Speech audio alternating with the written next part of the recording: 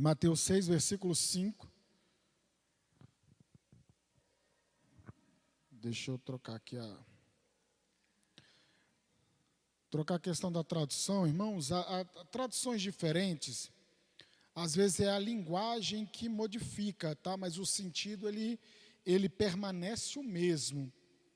Porque esses dias eu vi pessoas conversando com uma pessoa, né?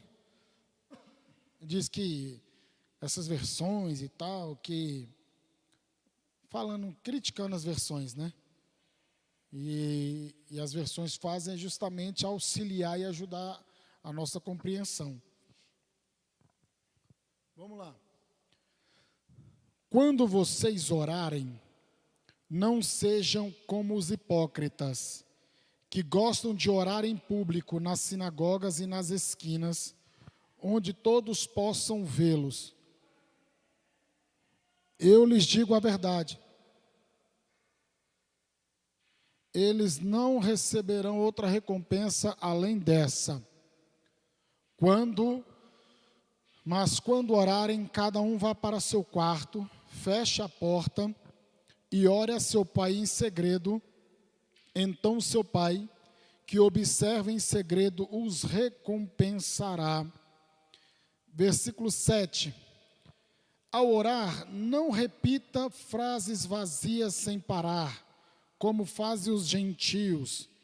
Eles acham que se repetirem as palavras várias vezes, suas orações serão respondidas.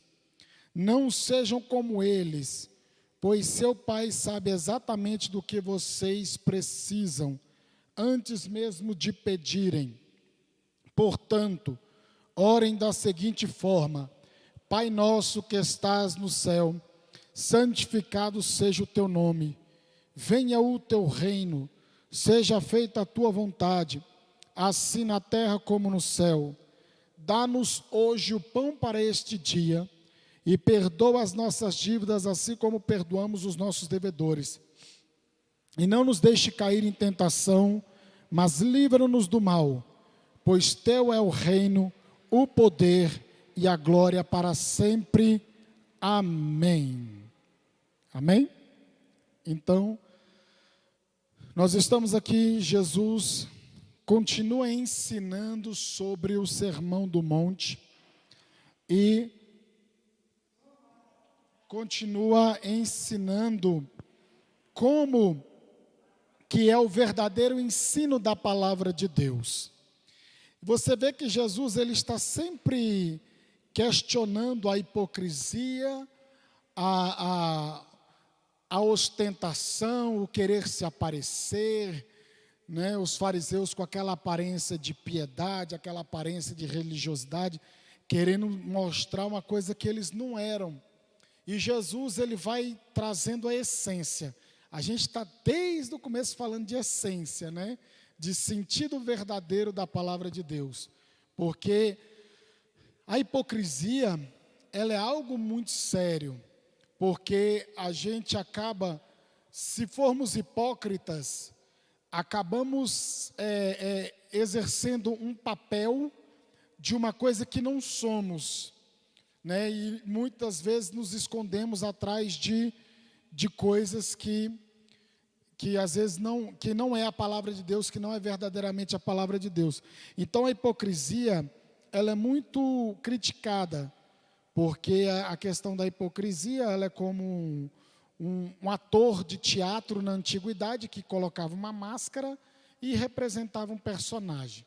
Então, a gente não representa um personagem, a gente representa, primeiro, a gente é servo de Deus, e o que a gente representa e deve representar é Cristo e o Evangelho de uma forma saudável e equilibrada. Então, aqui vem a questão da oração. Porque a oração, obviamente, eram judeus, então eles oravam, eles buscavam a Deus, eles tinham conhecimento de Deus, mas o problema era como eles oravam. Então, o que é a oração? A oração é um diálogo com Deus, é um momento em que você vai conversar com Deus. não existe uma fórmula pronta para a oração. A gente tem o quê? Que a gente vai ver aqui, nortes. Jesus ele vai mostrar, quando vocês orarem, vocês orem assim. Aí ele vai dizendo assim, que a oração não é um discurso de ostentação diante dos homens, mas um derramar do coração diante de Deus. Charles Spurgeon diz que as orações cristãs são medidas pela sinceridade e não pela duração. Então, a oração não é um discurso de ostentação diante dos homens, mas um derramar do coração da presença de Deus. Então, quando nós formos orar, nós temos que nos derramar diante de Deus, derramar na presença de Deus. É claro que eu disse que não tem uma fórmula pronta, não tem uma fórmula assim redondinha, mas também não significa que a gente vá orar de qualquer maneira, de qualquer jeito, com qualquer palavra. Também não é assim. E também diz aqui que as orações são medidas pela sinceridade, não pela duração. Mas também não significa que, Deus conhece meu coração, então vou orar só 5 minutos, vou orar só 10 minutos, tá bom. Não, também não vamos levar para os extremos, né? Não é isso. Porque a gente vê orações instantâneas e rápidas na Bíblia Sagrada. Neemias, quando aparece diante do rei Artaxerxes, ele ora, ele levou o pensamento dele a Deus, e na mesma hora Deus deu uma direção para ele, ele conversou com o rei liberou ele para sair. Então, aqui a gente está vendo situações. Então os fariseus, eles se colocavam em posições estratégicas e começavam a orar, né? Começava com aquela eloquência, com aquela pompa, com aquela coisa, né? Para ser visto pelos homens, para receber a recompensa. Aí Jesus falou, olha, esses aí já vão receber a recompensa deles, já receberam, que é o quê? O louvor, o aplauso, a glória do homem, mas não recebiam a glória de Deus. Eram aprovados pelos homens, né? Mas reprovados por Deus, reprovados por Jesus Cristo.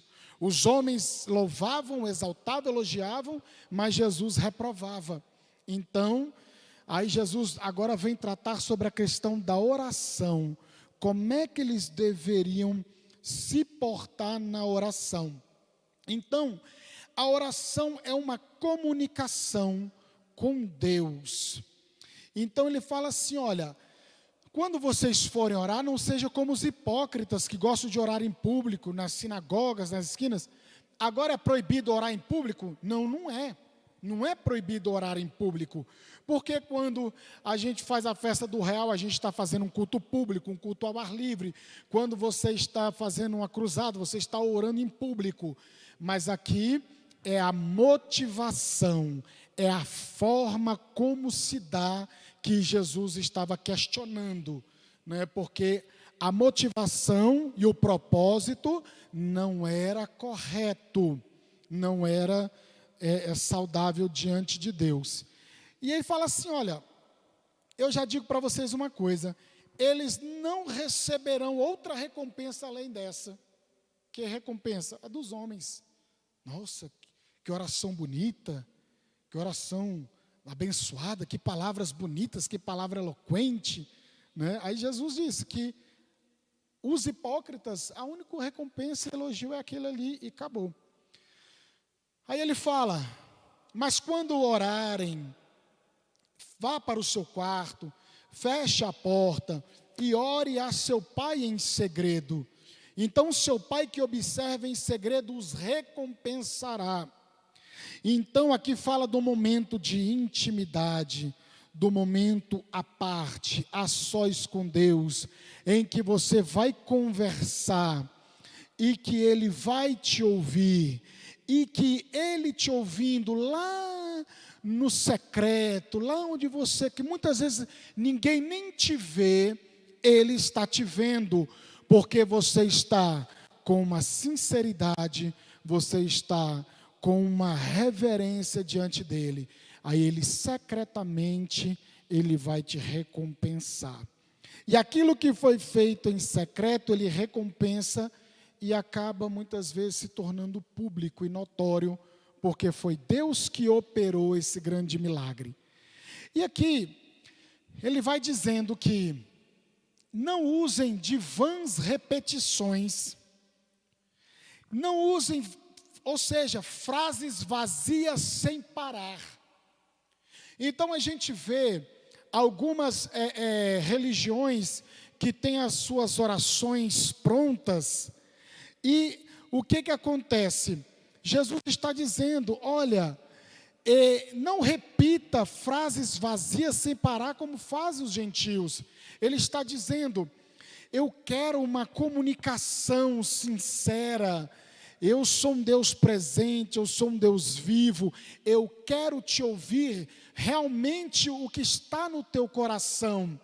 Ele não quer que a gente pegue uma fórmula pronta e fique repetindo igual papagaio de pirata, né? Então ele não quer que a gente fique repetindo igual um papagaio. Ele quer ouvir, e diz aqui que antes que a palavra saia dos seus lábios, ele já conhece, mas ele quer nos ouvir, porque é o momento, porque quando você se dobra diante de Deus e eleva a sua voz em oração, eleva a Deus em oração para conversar com Ele e expõe o que está dentro de você, isso é um sinal de humildade, de reverência. Você está se colocando no seu lugar e reconhecendo que você precisa de um Deus Todo-Poderoso, de um Pai amoroso que estás nos céus. Então, a oração, ela também nos coloca no nosso devido lugar. Então, o que acontece? Ele fala, eu não quero que vocês fiquem repetindo frases vazias sem parar. Não é esse o sentido da oração. E eles acham que, por se repetirem as palavras várias vezes, suas orações serão respondidas. Então muitas pessoas ficam repetindo. Aquilo ali acaba virando como mantra, né? Vira tipo um mantra. E aí a pessoa acha que aquilo ali vai, né, surtir algum efeito. Ele está repetindo. Então a oração do Pai Nosso, como eu falei para vocês terça-feira passada, não é errado você orar o Pai Nosso. Pai Nosso que estás no céu, a oração do Pai Nosso. Mas aqui Jesus, ele amplia o sentido. Aqui Jesus está dizendo, quando vocês orarem, vocês vão orar sim, para quem tem um endereço, tem quem é, como ele é, o que tem que ser feito, o que você deve orar, o que você deve pedir. Então não é simplesmente a oração pronta que a gente muitas vezes repete. E não é errado você orar e repetir, porque você está verbalizando a palavra de Deus, você está fazendo uso da palavra de Deus, mas vai muito mais além do que meras repetições. Então, o que acontece? Portanto, orem da seguinte forma, versículo 9: Pai nosso que estais no céu, santificado seja o teu nome. Aí aqui agora, eu vou explicar mais um pouco e vou entrar na questão da oração do Pai Nosso. Vãs repetições traz a ideia de mero palavrório ou tagarelice, palavreado oco, conversa tola, repetição vazia. Traduz a expressão popular do blá blá blá. Podemos ilustrar isso com a prática dos adoradores de Baal e com os adoradores da deusa Diana. Os adoradores de Baal, lá em 1º livro dos Reis, capítulo 18, ficaram quase que uma manhã inteira clamando, repetindo, se flagelando, fazendo aquele ritual, e nem sequer Baal respondeu com nada, com absolutamente nada. E aqui, Jesus ensina seus discípulos a orar. Essa oração, essa não é uma oração para ser repetida como uma fórmula, mas para nos ensinar princípios acerca de quem é Deus e de quem somos nós.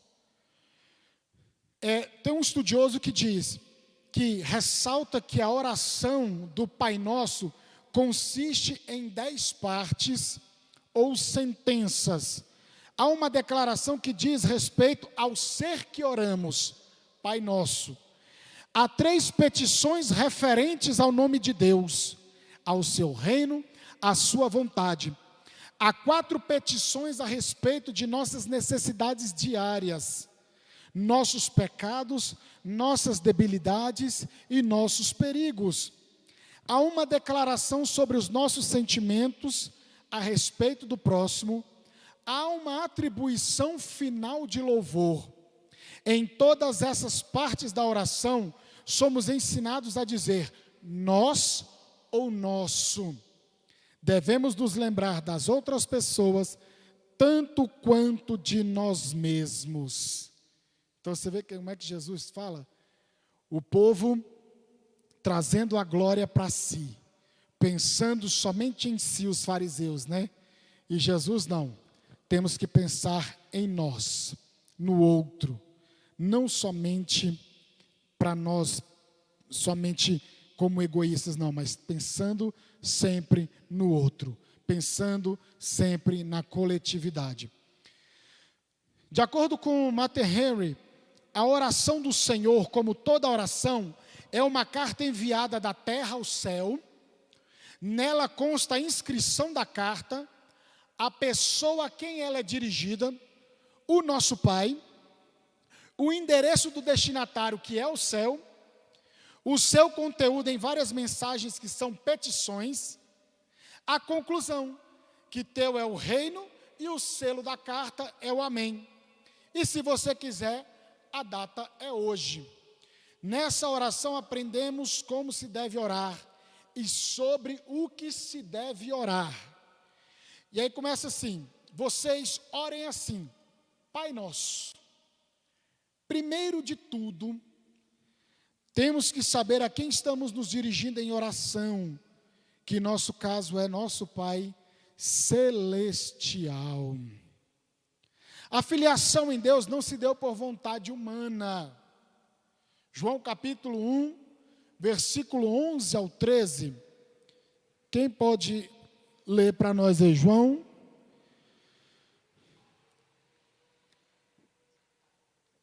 João capítulo 1, perdão.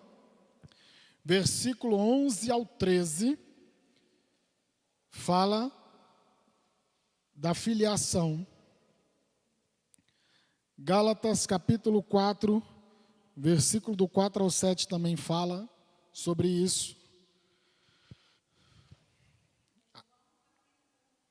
Do 11 ao 13.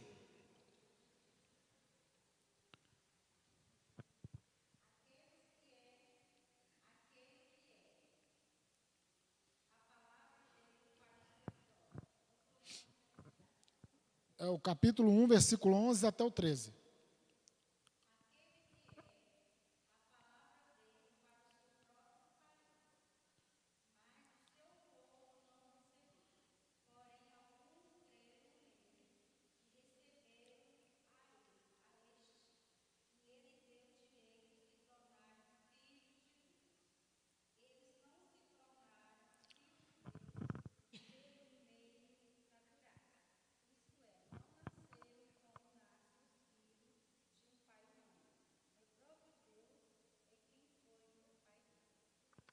Então você veja só, que deu-lhes o poder de serem feitos filhos de Deus, e não nasceram da vontade do homem, na vontade própria, mas de Deus.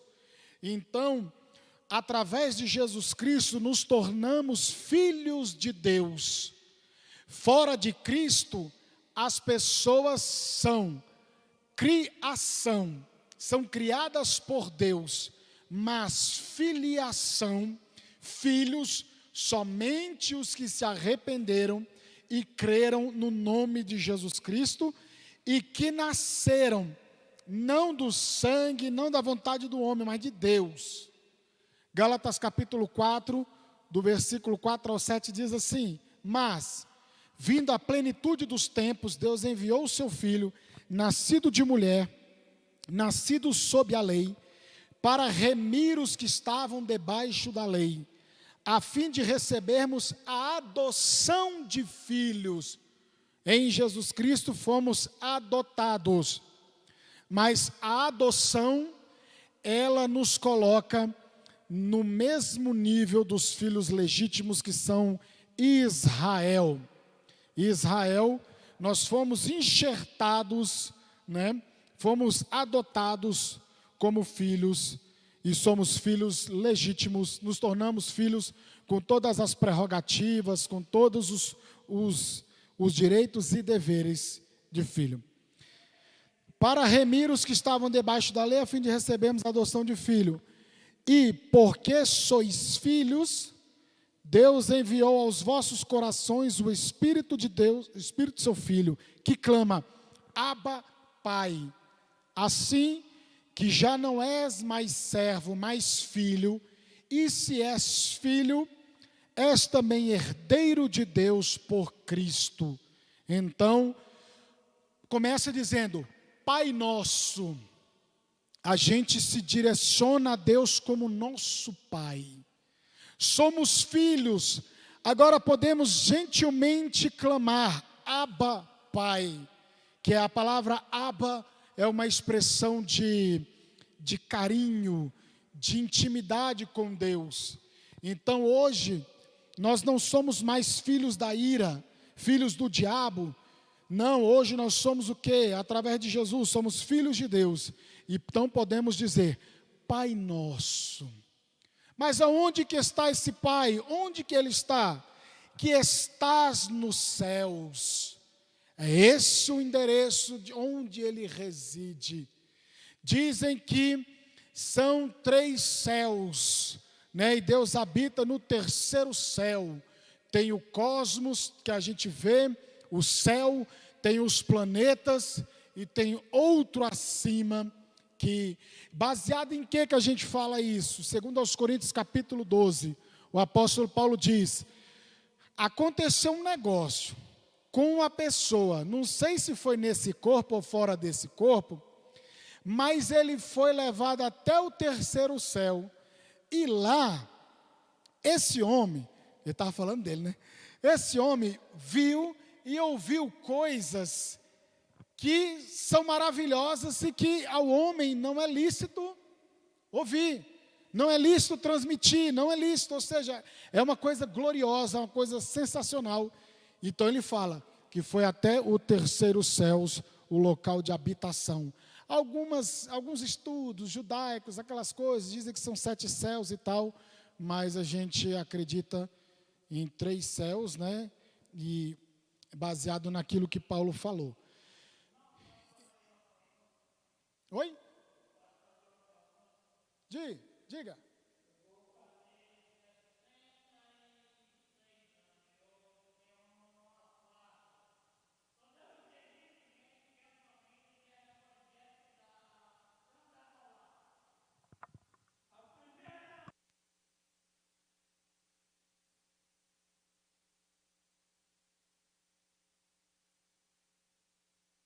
Sobre o céu?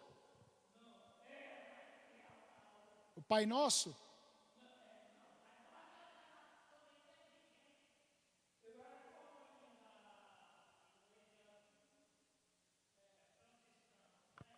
Sim.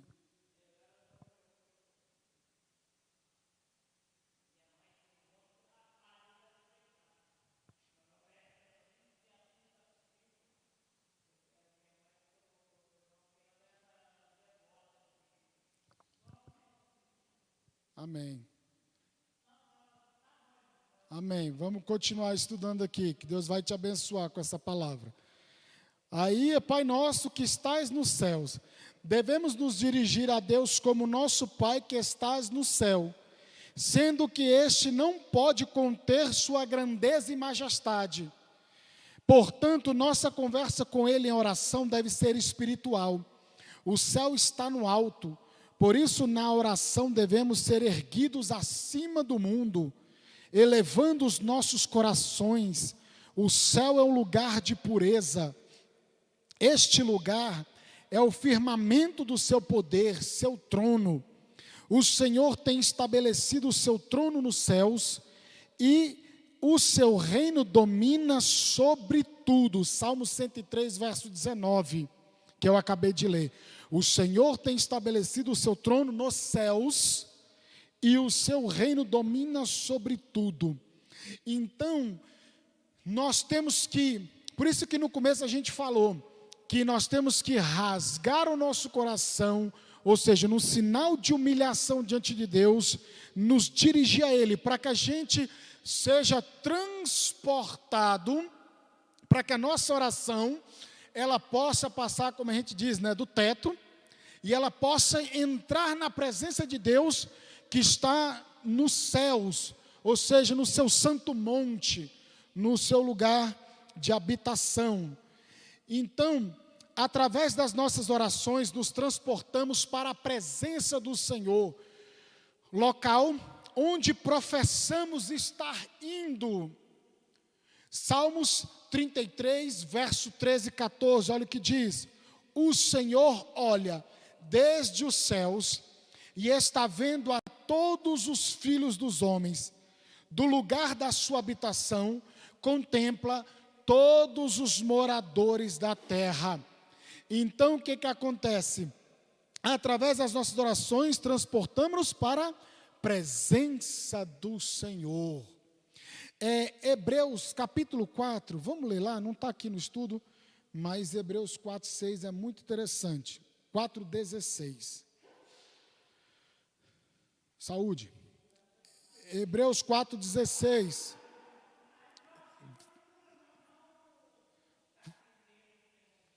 Vamos ler, Hebreus 4,16, vamos lá. Vamos lá, quem encontrou pode ler.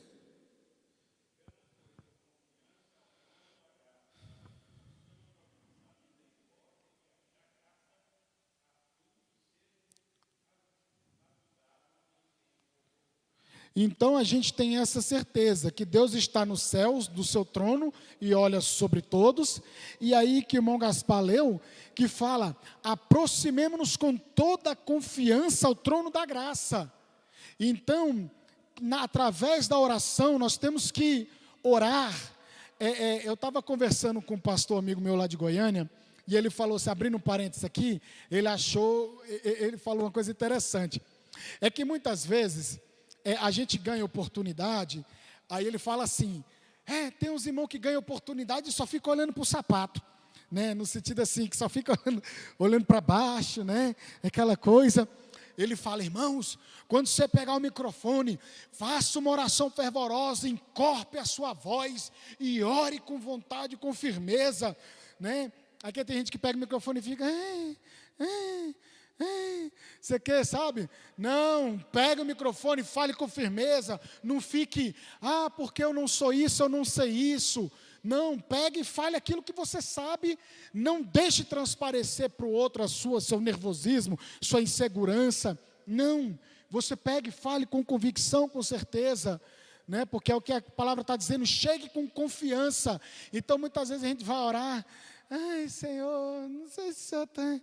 Não, Senhor, em nome de Jesus, Deus, sou um pecador, eu preciso, Deus tem misericórdia, ouve minha oração, olha para mim. E aí, chegar com mais fé, com mais vigor, com mais fervor na presença de Deus. Então, é importante, porque Ele olha desde os céus e está vendo todos os filhos do homem, do lugar da sua habitação, contempla todos os moradores da terra.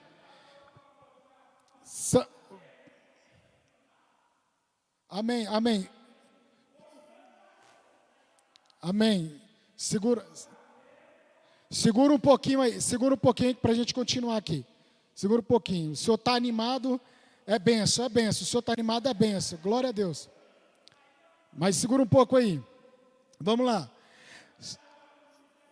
Santificado seja o teu nome. Santificado seja o teu nome. Então, Pai nosso que estás no céu. Agora a gente faz o quê? Santificado seja o teu nome. Nestas palavras glorificamos a Deus, e esta expressão não pode ser tomada como uma petição, mas como uma adoração. Aqui não é pedido, aqui é adoração. Deus, santificado seja o teu nome. né? Nela o Senhor é exaltado ou glorificado, pois a santidade de Deus é a grandeza de todas as suas perfeições. Devemos começar as nossas orações louvando a Deus. Diferentemente dessas recomendações de Jesus, os fariseus faziam do seu próprio nome o principal objetivo de suas orações, para serem vistos pelos homens. Devemos orar pela santificação do nome de Deus. Deus é santo em si mesmo, e não podemos agregar valor à sua plena santidade, mas devemos orar para que o nome de Deus seja reverenciado, honrado, temido e obedecido. Então aqui quando eu digo, santificado seja o teu nome, eu estou adorando ao Senhor. Muitas vezes a gente entra já na oração, tem aquela oração que você já entra pedindo, por causa do momento. Mas em via de regra, no devocional, na comunhão, no particular, a gente entra como? Em adoração, glorificando, exaltando, conversando com Deus. Senhor, que o teu nome seja santificado, seja reverenciado, porque Deus por si só já é santo. Nada do que a gente faça pode fazer Deus mais santo, mas a gente pode adorar a Deus dizendo, Senhor, que o teu nome seja santificado, que o teu nome seja exaltado, e aí você está adorando ao Senhor. Aí agora, você vem e diz, Pai nosso que estás no céu, santificado seja o teu nome, venha a nós o teu reino, venha o teu reino, ou seja, não é a nossa vontade que deve ser estabelecida, mas sim a vontade de Deus que deve ser estabelecida na terra. Olha aqui, o estudioso Martin Henry nos traz uma informação interessante a respeito do versículo em análise, pois segundo ele, assim era a oração diária dos judeus, que Deus implante o seu reino, que sua redenção floresça, e que o Messias venha e livre o seu povo. Outro estudioso diz que o teu reino venha, que o evangelho seja pregado, abraçado por todos, que todos sejam trazidos ao conhecimento do registro, que Deus em sua palavra a respeito de seu Filho, e o abracem como seu Salvador e soberano, ou seja, que o evangelho seja pregado, vem o teu reino que o evangelho seja pregado, abraçado por todos, que sejam trazidos ao conhecimento, de Deus em sua palavra a respeito do Filho, e que as pessoas abracem Jesus como Salvador e soberano, que os limites da igreja evangélica sejam ampliados, que o reino do mundo passe a ser o de Cristo, e todos os homens sejam sujeitos a Ele, e vivam como seus súditos, ou seja, seus seguidores. No presente momento, o reino de Deus é manifestado a nós, e está dentro de nós, conforme Lucas 17, 20 ao 21. Lucas 17, do 20 ao 21. Quem pode encontrar aí? Quem pode achar? Quem pode achar? Então, o reino de Deus, ele tem que ser estabelecido na terra. É o já e o ainda não. Como é isso? Já e o ainda não. Já é porque Cristo, a igreja do Senhor está na terra, Cristo está reinando, o evangelho está sendo pregado, pessoas estão se convertendo e arrependendo dos seus pecados. O ainda não, por causa do estabelecimento do reino definitivo de Deus, quando da sua vinda gloriosa, em que Ele vai governar eternamente todas as coisas. Diz Lucas 17, 20 ao 21, quem encontrou pode ler.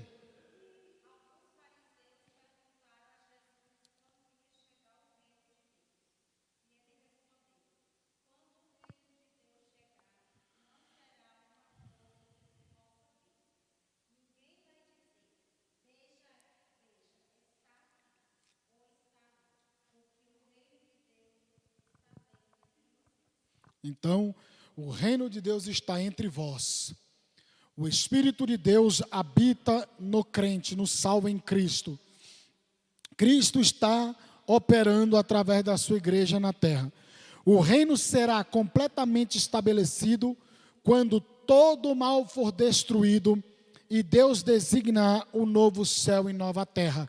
É esse caráter do já e o ainda não. Isso você encontra em livros de teologia. O já, porque o reino de Deus é chegado a vós, e o ainda não, porque tem esse caráter do futuro, escatológico, né, dos últimos tempos. Aí agora ele diz assim: Pai nosso que estás no céu, santificado seja o vosso nome, né? Venha a nós o teu reino, seja feita a tua vontade, assim na terra como no céu. Quando oramos desta forma, não estamos nos entregando ao destino, mas orando para que o propósito perfeito de Deus se cumpra tanto nesse mundo, como no mundo vindouro e em nós. Olha aqui, a oração é um instrumento poderoso, não para realizar a vontade do homem no céu, mas para realizar a vontade de Deus na terra. Deus, e não o homem, é o centro do universo. A sua vontade é boa, perfeita, agradável e deve prevalecer na terra. Michael Green está correto quando diz que oração não é informar a Deus o que ele ainda não sabe, nem procurar mudar a mente de Deus. Oração é a adoração submissa da criatura ao seu Criador. Então, seja feito a tua vontade, assim na terra como no céu. Então, Cristo é o centro e não o homem o centro. Muitos têm pregado sobre você é o ponto fraco de Deus. Que conversa é essa, irmão? Eu falar que o ser humano é o ponto fraco de Deus? Deus, ele não tem ponto fraco, ele é o todo-poderoso. E tem muitos que estão dizendo aí, você é o centro de Jesus. Não, nós não somos centro de nada, não. Quem é o centro é Cristo. É Cristo. As pessoas estão pregando e colocando Deus como se ele fosse um subserviente do homem, como se ele fosse um serviçal do homem. E aí as pessoas não querem se submeter à vontade soberana de Deus, né? Não, eu quero... eu coloquei um vídeo no grupo hoje, depois vocês assistam, mais ou menos sobre isso aqui que eu estou falando, sobre essa questão de seja feita a tua vontade, assim na terra como no céu. É como se Deus e o Evangelho fosse uma mercadoria, e aí a pessoa chega e fala, me vê 2 copos desse negócio aí. Então, ou seja, não, eu quero que... Ele fala, no vídeo o cara fala sobre a teologia da Xuxa, né? O cara lá de cima, tudo o que eu quiser, o cara lá de cima vai me dar. Não é assim a música da Xuxa? Então, não é assim que funciona com Deus. Deus, ele é soberano. Deus, ele é poderoso. Deus, ele deve ser exaltado, engrandecido. Então, a vontade seja feita, a tua vontade assim na terra como no céu. Não que Deus não é abençoador. Deus, ele é abençoador, ele abençoa o homem. Mas as pessoas estão invertendo as coisas, né? Como se, Deus, eu quero isso, eu quero aquilo outro. E aí, inclusive, aquele autor do vídeo, ele escreveu um livro que é, como é que é? Deus, ele frustra os seus sonhos. O Deus que destrói sonhos, né? E ele trata muito bem essa questão dessas pessoas hoje que, porque Deus não fez, o que eu queria, aí fica aquele monte de pessoa frustrada emocionalmente, espiritualmente. Espera lá, irmão. Deus, ele faz se ele quiser. Deus, ele opera se ele quiser. Se algo que você pede Deus não faz, é porque Deus sabe que você não é para receber, ou que aquilo não é da vontade dele, né? Então a gente tem que entender isso. Aí fica o povo lá, eu quero isso. E outra coisa, Deus, ele não sonha. Deus não sonha. Quem sonha é o ser humano. que é sonhador. Deus, Ele determina. Deus tem propósito, Deus tem projeto, Ele sabe das coisas. Então, Deus não sonha, Deus, Ele determina. Louvado seja Deus. Dá-nos hoje o pão nosso de cada dia. Depois que a gente ora para que a vontade dEle seja feita no céu e na terra, aí agora a gente entra com a petição: pão nosso de cada dia, dá hoje. Diz um professor que eu tive, que esta oração era a oração de um galileu pobre, que provavelmente ele só teria uma única alimentação no dia. Então ele estava orando para Deus suprir a necessidade dele para se alimentar ali naquele momento. Então, provavelmente a oração de um pobre, de um galileu pobre. Então diz assim: dá-nos hoje o pão de cada dia. Desta maneira, estamos reconhecendo que Deus é quem nos sustenta e supre nossas necessidades. Devemos confiar em sua provisão diária, pois sabe de que precisamos. Devemos não pedir luxo, mas pão. Pedir não de maneira egoísta, mas pedir pão nosso. Pedir pão não para acumularmos, mas o pão de cada dia. Charles Spurgeon diz que não pedimos o pão que pertence a outros, mas somente para o que é honestamente o nosso próprio alimento. A palavra pão aqui deve ser entendida como símbolo de todas as nossas necessidades físicas e materiais. Deus nos criou pelo seu poder, nos redimiu por sua graça e nos sustenta por sua providência. Então, o pão nosso de cada dia. Então aqui eu não peço de forma egoísta, mas eu peço pão nosso, para que Deus venha suprir a nossa necessidade, aquilo que de fato necessitamos, não para esbanjar, não para ostentar, mas para aquilo que a gente de fato precisa. Muitas vezes a gente é que fica querendo entesourar demais, acumular demais, e aí a gente acaba se atribulando e perdendo o foco. Outra coisa, perdoa as nossas dívidas assim como perdoamos aos nossos devedores. Temos dívidas impagáveis com Deus e não podemos saldá-las. Nossas dívidas são os nossos pecados. Precisamos não só de pão para o nosso corpo, mas também, sobretudo, de perdão para a nossa alma. Ele trata a questão física, agora ele também trata a questão espiritual.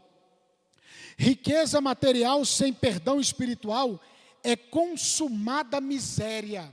Ou seja, pessoa rica de dinheiro, de posse, de bens, sem perdão, é uma miséria. É uma pessoa miserável espiritualmente falando. Esse é o único item da oração que Jesus amplia, mostrando que o perdão divino a nós está condicionado ao perdão que concedemos ao próximo. O perdão vertical só acontece quando horizontal é uma realidade, ou seja, só alcançamos o perdão com Deus quando alcançamos o perdão com o nosso próximo. O horizontal diz a Deus, o vertical a Deus, o horizontal ao próximo. Então hoje eu escutei uma frase de uma situação que falaram, uma situação que estava se resolvendo e falando, fulano tem que pedir perdão. Aí a outra pessoa crente disse, não tem que pedir perdão não, ela está no direito dela. Crente, tá? E não é novo convertido na fé não. Aí eu fico pensando, então o que a gente faz com essa oração do Pai Nosso? O que a gente faz com o final? se a gente tem que liberar perdão. Se não liberar perdão, vive uma vida miserável. O perdão, você tem que perdoar o seu próximo. E aí, ele diz assim: e não nos deixe cair em tentação, mas livra-nos do mal, porque teu é o reino, o poder e a glória para sempre. Amém. A tentação em si não é pecaminosa, mas se cairmos em tentação, pecamos contra Deus, contra o nosso próximo e contra nós mesmos. Precisamos, portanto, rogar a Deus para nos livrar do mal, ou seja, do maligno. Nossas tentações procedem do nosso coração corrupto e do tentador maligno. Precisamos nos acautelar. Vanderlan, conversa com ele ali, por gentileza. Pede para ele. Então, o que acontece? Em primeiro lugar, a Deus pertence o reino. O reino é do Senhor e do seu Cristo. Esse reino não é político e nem geográfico. E o domínio de Deus sobre seus súditos, e o governo universal de Cristo nos corações. Em segundo lugar, a Deus pertence o poder. Ele tem o poder no céu e sobre a terra. Seu poder é ilimitado. Ele pode tudo quanto quer, nada lhe é impossível. E em terceiro lugar, a Deus pertence a glória para sempre. Deus não dá sua glória a ninguém, nem mesmo a divide com ninguém. Ele tem glória em si mesmo, e toda a criação proclama a sua glória. A sua glória está em seu Filho e também na igreja.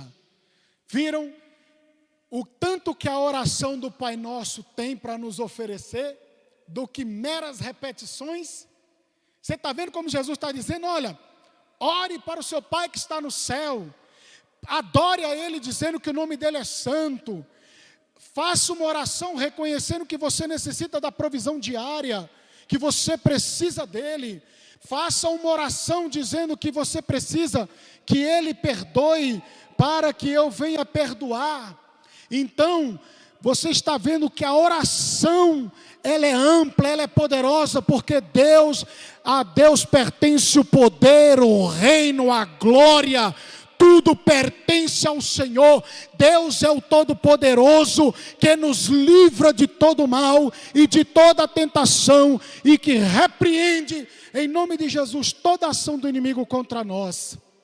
A oração a Deus, ela é poderosa, em nome de Jesus. Amém?